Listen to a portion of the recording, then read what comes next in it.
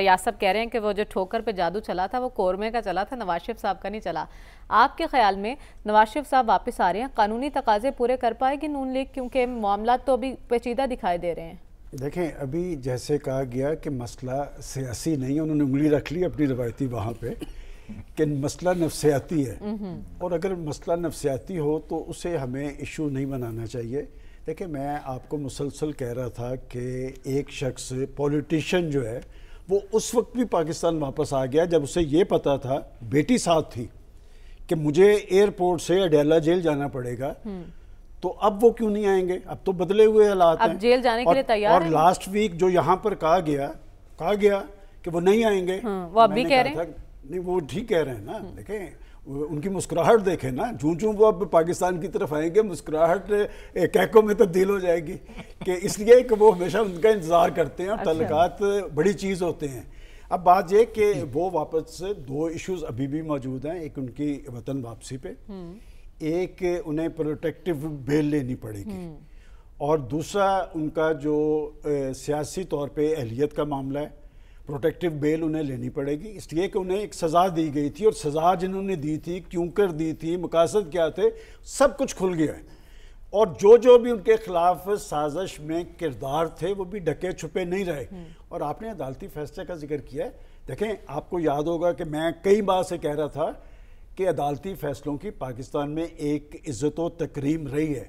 جب بھی کسی کرائسس کی صورتحال پاکستان کے اندر ہوئی ہے اور پاکستان کی پولیٹیکل لیڈرشپ جو ہے لوگوں کو راستہ دکھانے میں ناکام رہی ہے، تو پھر پاکستان کی کورٹس نے راستہ دکھایا ہے، اور یہ کریڈٹ پاکستان کے چیف جسٹس کا ہے کہ انہوں نے ایک فل بینچ بنایا۔ یہ فیصلہ صرف عدالتی نہیں ہے، یہ جمہوری فیصلہ بھی ہے، اصولی فیصلہ بھی ہے، کہ اس شخص نے ماضی کے چیف جسٹس کی طرح کسی سیاسی ایجنڈے پہ کاربند رہنے کے بجائے خالصاً انصاف پر مبنی ایک فیصلہ کیا ہے۔ جمہوری فیصلہ میں اس لیے کہہ رہا ہوں کہ ایک فیصلہ اس میں 10-5 کا ہے، ایک فیصلہ اس میں 9-6 کا ہے، اور ایک وہ جو نہلی والا فیصلہ ہے۔ دیکھیں یہ بات درست ہے کہ وہ جو کہتے ہیں جی کہ ہم نے ایکٹ میں ترمیم کر دی، وہ آرٹیکل 232 ہے پولیٹیکل ایکٹ کا، وہ ایسے نہیں ہوگا، انہیں دوبارہ کورٹ سے رجوع کرنا پڑے گا، اور ماضی کے اندر جب وہ آئے تھے تو وہ اڈیالہ جیل گئے تھے، اب بدلے ہوئے حالات ہیں۔ بدلے ہوئے حالات اس لیے ہیں کہ وقت سدا ایک طرح کا نہیں رہتا، ایک ہفتے میں نہیں آپ نے دیکھا ہمارے پروگرام میں تبدیلی آ گئی ہے کہ ہم پچھلے ہفتے غصے میں کہہ رہے تھے کہ جی وہ نہیں آئیں گے، آج وہ مسکرا کے کہہ رہے ہیں کہ جی آئین بھی ان کے ساتھ ہے، قانون بھی ان کے ساتھ ہے، اور شکر ہے انہوں نے عدالتوں کا لفظ واپس لے لیا ہے، پاکستان کی عدالتیں ہیں۔ سب سے اہم بات یہ ہے، ابھی اور نیب کا ایشو بھی آ رہا ہے، دیکھیں پاکستان کے چیف جسٹس نے فل کورٹ بنایا تھا، کسی ایک پارٹی نے بھی اس سے اختلاف نہیں کیا، پی ٹی آئی نے بھی اس فیصلے کا خیر مقدم کیا ہے۔ آپ پاکستان کی سیاسی قیادتوں کو سیاسی کردار ادا کرنے دیں، ان کو نکالنے کے عمل سے پاکستان کے اندر انتشار، خلفشار، محاذرائی، تناؤ، ٹکراؤ کی کیفیت پیدا ہوئی ہے، اور نواز شریف جو ٹھوکر نیاز بیگ والا معاملہ ہے وہ میں نے اس لیے نہیں چھیڑنا کہ اس پہ بھی وہ مسکرائیں گے، کہ بات یہ کہ وہاں سے سما بن گیا، اور اس کے بعد اب مینار پاکستان پہ میں نے ان کو ساتھ لے کے جانا ہے، ایک دفعہ پہلے بھی میں نے لے کے گیا تھا، اس لیے کہ لاہور میں ایک ایکٹیویٹی ہو رہی ہے اور بڑی ایکٹیویٹی ہو رہی ہے۔ اب بات یہ کہ ایک بڑا سوال یہ چل رہا ہے کہ کیا نواز شریف صاحب چوتھی دفعہ پرائم منسٹر بن پائیں گے؟ دیکھیں اس پہ میری اپنی ذاتی رائے یہ ہے کہ وہ شخص جس کیفیت میں پاکستان کے اندر آ رہا ہے کہ 21 اکتوبر کا اس کا خطاب امپورٹنٹ ہوگا پاکستان کے لوگوں کے ایشوز کے حوالے سے، پرائم منسٹر وہ بنے یا نہیں بنے، پاکستان کے اندر ایک بڑا کردار ان کا ضرور ہوگا۔ قانونی معاملات بھی آڑے نہیں آ سکتے، لیکن اگر آنا ہی تھا تو پہلے آ جاتے، اور آج ہم نے سنا راجہ پرویز اشرف صاحب بھی کہہ رہے تھے کہ کوئی سمجھوتا ہو رہا ہے، کسی سمجھوتے کے نتیجے میں آ رہے ہیں نواز شریف صاحب۔ یہ میں آپ کو بڑی دلچسپ بات بتاتا ہوں، یہ بات درست ہے کہ وہ 4 ہفتوں کی انہیں اجازت ملی تھی کورٹ سے، اور اس وقت کی محبوب حکومت جو ہے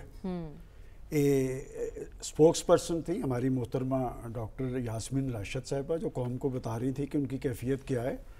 2 کورٹس کے فیصلے تھے، ای سی ایل سے نام نکالا جناب پرائم منسٹر نے اس وقت کے، اس کے بعد میں نے آج یہ ساری معلومات لی ہے، ایک دفعہ بھی 4 سال میں مطلب ان کی جتنی دیر حکومت رہی انہوں نے کورٹ سے رجوع نہیں کیا، ایک تاریخ پہ ان کا وکیل گیا اور اس نے جا کے کہا جی مجھے تاریخ دے دیں، میری تیاری نہیں ہے۔ آج تک اس کا مطلب آپ تو غالباً اس وقت نہیں تھی، ہماری دوسری اینکر تھی، میں نے اس وقت بھی کہا تھا کہ وہ کیوں کر گئے ہیں، کن مقاصد کے لیے گئے ہیں، اور اب بھی جب وہ آ رہے ہیں، یہ جو پروٹیکٹیو بیل ہے نا، یہ آج تک کسی کی نہیں رکی، یہ میں آپ کو چیلنج سے کہہ رہا ہوں، کبھی کسی کی نہیں رکی.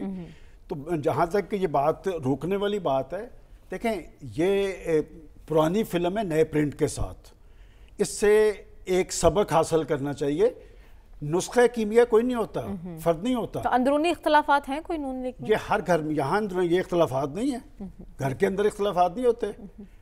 بات یہ کہ نواز شریف کے سامنے کسی کا کوئی اختلاف نہیں ہے، تو نواز شریف کے کردار کو ہضم کرنا پڑے گا. اصل میں یہ کوئی اہل سیاست کا ایشو بھی نہیں تھا. میں بھی یہ بھی کہنا چاہوں کہ پی ٹی آئی کا لیڈر بھی، آپ ذرا ظرف دیکھیں کہ جب وہ گرے تھے تو وہ اپنی کمپین چھوڑ کے ہاسپٹل میں پہنچا تھا. سیاستدانوں کا طرز عمل یہ ہونا چاہیے، لیکن کچھ لوگوں کا نا روزگار لگا ہوا ہے پاکستان کے سیاستدانوں کو ٹارگٹ کرنے میں، کہ وہ بڑی اچھی بات رشید صافی نے کہی ہے کہ اگر نواز شریف کا ایک رول ہے تو وہ حال مقیم اڈیالہ والوں کا بھی ایک رول ہے.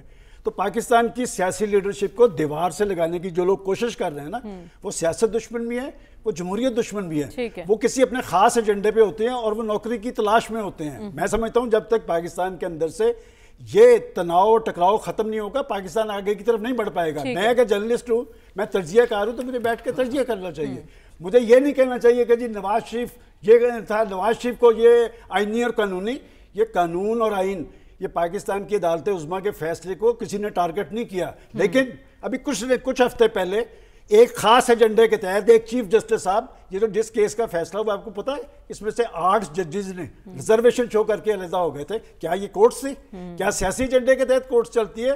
میں سمجھتا ہوں کہ پاکستان نے آگے کی طرف چل رہے ہیں. تو نسخہ کیمیا میں بتاتا ہوں کیا ہے. وہ نسخہ کیمیا پاکستان کا آئین ہے. اس آئین کے مطابق جرنلسٹوں کا بھی ایک رول ہے، پاکستان کے تمام اداروں کا ایک رول متعین ہے، اور پاکستان کے اداروں کو اسی میں دیکھیں، حکومت ایک ادارہ ہے، پارلیمنٹ ایک ادارہ ہے، اور سب سے اہم بات جو سپریم کورٹ نے کی ہے، سب سے اہم بات انہوں نے پارلیمنٹ کی بالادستی کو تسلیم کیا ہے.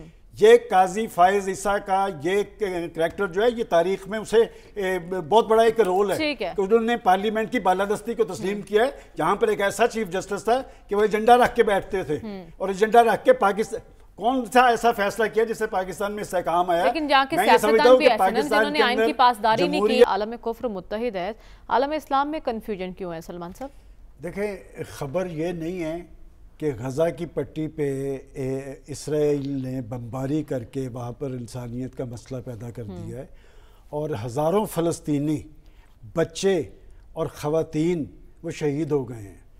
خبر یہ ہے کہ وہاں پر حماس کے حملے کے بعد بوکھلاہٹ، جھنجھلاہٹ، تھر تھراہٹ طاری ہے، اور آپ نے کہا کہ عالم کفر اس کی پشت پہ کھڑا ہے. یہ مہذب دنیا ہے، یہ انسانیت کے دعوے دار، ہیومن رائٹس کے علمبردار، اس وحشی درندے اسرائیل کے پیچھے کھڑے ہیں نا. ایکسپوز ہو گئے وہ جو پاکستان کے اندر بھی ہمارے دانشور ہیں، وہ جو امریکہ کو ٹارگٹ کرتے ہوئے 100 دفعہ سوچتے ہیں، ان کی آنکھیں بھی کھلنی چاہیے. آپ نے ٹھیک کہا کہ جی عالم کفر تو کھڑا ہے، لیکن عالم اسلام، دیکھیں بات یہ کہ اس میں کوئی شک نہیں کہ ایران نے اسٹینڈ لیا ہے، اور پاکستان میں لیڈرشپ بھی کوئی نہیں ہے. پاکستان کا دفتر خارجہ، میں اس سے زیادہ بوگس دفتر خارجہ میں نے نہیں دیکھا. اور میں ایم بی ایس کو کریڈٹ دوں گا، محمد بن سلمان کو، کہ اس نے اسی دن ہی اس نے دیکھیں نا، امریکہ تھا بیچ میں، وہ تعلقات کار اسرائیل سے، اس نے کہا تعلقات کار ختم، اور مغرب کا وہ جو مکروہ چہرہ ہے وہ دنیا کے سامنے آ گیا. نہیں، کافی نہیں ہے. یہ بات درست ہے کہ آپ عملی اقدامات کیا کر رہے ہیں. کچھ ممالک جو ہیں ان سے ریلیشن قائم کیے ہوئے ہیں. یہ اب دنیا 2 حصوں میں تقسیم ہو گئی ہے، اور یہ معاملہ وہاں تک نہیں رہے گا. کہ بات یہ کہ وہ شمالی کوریا کے پریزیڈنٹ نے درست کہا تھا کہ فلسطین کا مسئلہ فلسطینیوں کا مسئلہ نہیں ہے، یہ دنیا کے آزاد معاشروں کا مسئلہ ہے. اس کو حل کرنا پڑے گا، اور مظلوم جو ہے وہ ساری زندگی مظلوم نہیں رہتے. کوئی سوچ سکتا تھا کہ حماس حملہ کرے گا؟ 1300 اسرائیلی مارے گئے ہیں، ان کا کمانڈر پکڑ کے لائے ہیں، ان کے بریگیڈیئر پکڑ کے بٹھائے ہوئے ہیں، اور وہ امریکہ ایسے تھر تھراہٹ ہو رہی ہے، اس لیے کہ گریبان پہ ہاتھ پڑ چکا ہوا ہے. کہ بعض اوقات قرآن کہتا ہے کہ چھوٹے گروہ بڑے گروہوں پہ غالب آ گئے ہیں. اصل چیز جو ہوتی ہے وہ جذبہ ہوتا ہے، وہ ولولہ ہوتا ہے. اور وہ جو ایم بی ایس بھی سرگرم ہوئے ہیں نا، وہ اس لیے ہوئے ہیں بڑی اچھی بات ہے کہ اس نے ایرانی پریزیڈنٹ ابراہیم سلیسی سے بات کی ہے، طیب اردوان سے بات کی، اور یہ معاملہ شروع ہوا ہے کہ انہوں نے کہا کہ کوئی تعلقات کار نہیں ہے، اس لیے کہ آپ نے ایک بدماش اس بشر کے وسطی پہ رکھا تھا، 4 جنگیں ہو چکی ہے، ہزاروں فلسطینی شہید ہوئے ہیں، لیکن گریبان پہ ہاتھ پڑ گیا ہوا ہے اور محسوس ہو رہا ہے۔ میں سمجھتا ہوں کہ آپ کو اب امریکہ سے توقع کرنے کی ضرورت نہیں ہے، لیکن جو خود کو مہذب دنیا کہہ رہے ہیں نا، کہ اس مہذب دنیا کو جھنجھوڑنے کی ضرورت ہے۔ ہاں، پاکستان کا ایک المیہ ضرور ہے، یہ ہمارا کمپلیکس ہے کہ آج پاکستان کے اندر کوئی لیڈرشپ نہیں۔ پاکستان عالم اسلام میں واحد نیوکلیر پاور ہے، اور پاکستان ماضی کے اندر سٹینڈ لیتا رہا ہے، اور لوگ پاکستان کی طرف دیکھ رہے تھے۔ یہ لمحہ فکرہ بھی ہے، یہ چیلنج بھی ہے کہ آج پاکستان کے اندر کوئی لیڈرشپ ہوتی، اس سے بھی کوئی رابطہ کرتا ہے۔ کوئی سنا ہے کسی نے پاکستان کے کسی گرانڈ پرائم منسٹر سے بات کی ہو؟